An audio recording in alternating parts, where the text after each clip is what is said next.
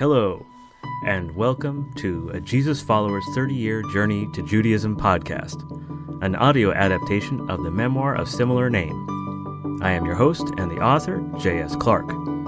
In this podcast, I will be reading for you the story of my growing up as a sincere follower of the Nazarene and the questions that led me to the old path of the Jewish people.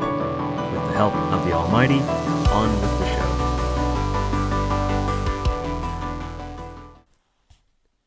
Chapter: Messianic or Follower of Jesus. What I failed to realize at the time, but was beginning to be apparent from my experience, was that Messianics are very much churchgoers. I don't mean to say that was limited to Beth Simcha, only that I began to note this at that time. And looking back, I recognize that my experience in Messianic circles was not extensive. I had sat in really only 2 congregations, but I had also visited a couple more and listened or read teachings from other such ministries. So I do feel confident that I had a good representation, at least, of Messianics at the time. What I mean is that Jesus followers who become Messianic are usually drawn by something like the biblical feasts, or why the church observes Sunday when it is clearly not the Sabbath. Yet most Messianics, again in my experience, are satisfied to exchange worship days and not eat pork, at least on Shabbat. But that is where the changes stop. Why did Messianics recognize these 2 incongruities, but not inquire as to whether any other habit or deed, or perhaps even deeper, reaching to core doctrines, might also be incongruent? At the heart of this is the question of Torah. I came to Messianic Judaism as the natural successor to the premise that God will hold you accountable for obedience and disobedience. I went in with a central assumption that doing right was an obligation, not for salvation, but as a faithful response which would impact one's position in the coming kingdom. It seems many Messianics come to Messianic Judaism with a curiosity in the novelty of Hebraic trappings, but otherwise regular church thinking, with an understanding of grace that obscures the urgency of obedience. It is neat to dance and wear special shawls, etc., but this is just worship style overlaying unchanged theological points. Yeshua died on the cross as a vicarious substitutional sacrifice. In regular church speak, he paid the debt so you don't have to. God is a Trinity, or they might differentiate as triunity. But as to actually making Torah the first principle of their faith, many Messianics who believe in keeping worship on Shabbat will visit a restaurant afterwards, in clear violation of Torah. And when pressed will basically say, you really don't have to do that because Yeshua set us free. This astounded me. Why are you here doing all this if you don't believe in keeping Torah? I wanted to ask directly, but over time I had learned the value of refraining from direct confrontation. In fairness, and very telling in hindsight, it is unsurprising that Messianic congregations are filled with Gentiles and a few Jews who do not believe in keeping Torah, because Messianic leadership, in my experience up until then, seemed very little interested in talking about it. This will come as a shock based on what I've written so far, but while the Jewishness of the faith was repeated from Messianic pulpits, I can recall very few teachings actually from the Torah. Though I am told of some where this would not be the case. The focus on the Brit Chadashah is so inherent in retrospect, but at the time, I probably did not notice it because I expected that I needed re-education in those same scriptures, as if I already understood the Old Testament, right? I was sure I misunderstood Paul, for example, and was waiting for the Messianic rabbis to give me proper understanding based on things and perspectives that I simply did not know. But Torah was fairly absent. Most of what I learned from Torah in those days was from my own readings and discussions with a few others who were similarly motivated. In fact, many congregations are part of larger associations, like UMJC, Union of Messianic Jewish Congregations, that reportedly teach the belief that Torah is not really for Gentiles, but it is for the Jews, in some degree.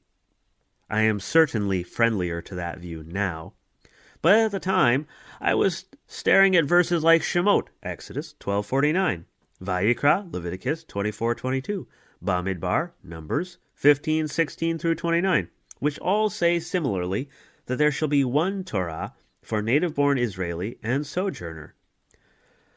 I would also have been thinking about how Paul, Ephesians 2:12 through 15, wrote that in Messiah the Gentiles are brought into the citizenship of Israel, and no longer strangers, or that there is no difference between Jew and Gentile, Galatians 3:28, or that the Gentile believer is grafted into the stock of Israel, Romans 11:17.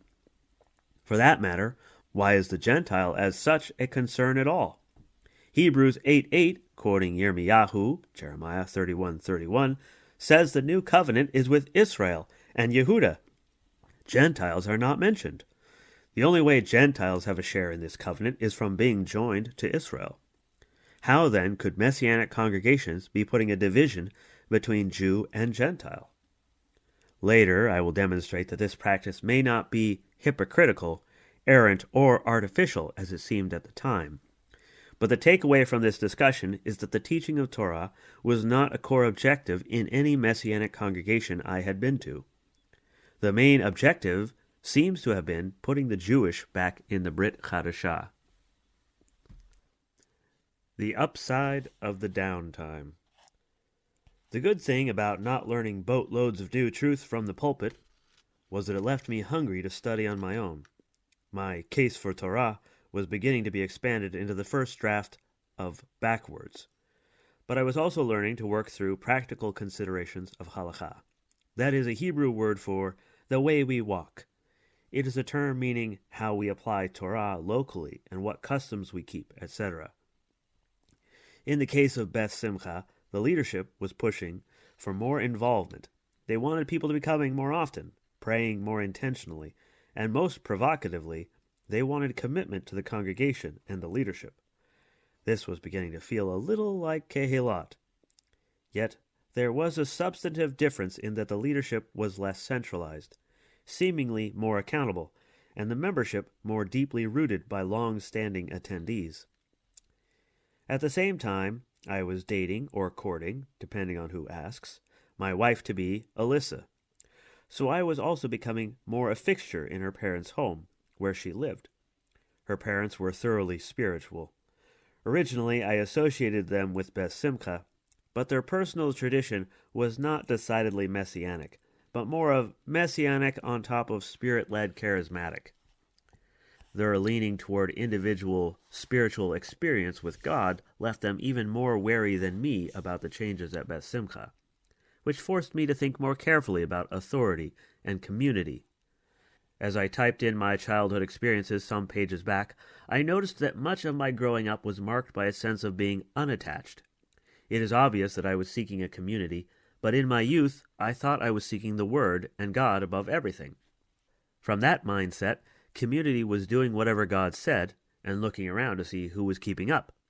But this time at Beth Simcha awakened me, just a little, to the possibility that biblical community may require you to trust and at times set aside the limits of your individual biblical understanding. This left me in the middle, unsure between my future in-laws on the extreme of thinking this commitment was a covenant with death, and the leadership's claim of biblical authority and structure. In the end, I did submit to the leadership's desire for membership on my part, for a short time. By then, Alyssa and I were betrothed, and I was separating from the Marine Corps. I was preparing to leave North Carolina to find a home for us back in Washington State, which was part of my concern. Would these men become tyrants trying to control my decision on where to live and work? Yet at the end of that period, faithful to their stated intention, the representatives of Beth Simcha released me from ongoing commitment with their blessing. Scars. What happened after that period continued to water seeds planted by Beth Simcha. Should we have leadership? What does leadership look like? What is the lay people's responsibility to the community and its leadership, especially when the individual disagrees? How does that authority interact with real life outside the walls of the meeting place? The watering was the unclear expectations of my betrothal with Alyssa. I had come to recognize that in Alyssa's and I's future, there would be boundary issues with parents. This highlighted another vulnerability in Messianic culture. From the lack of Torah-centeredness follows ambiguity over customs, traditions, and culture.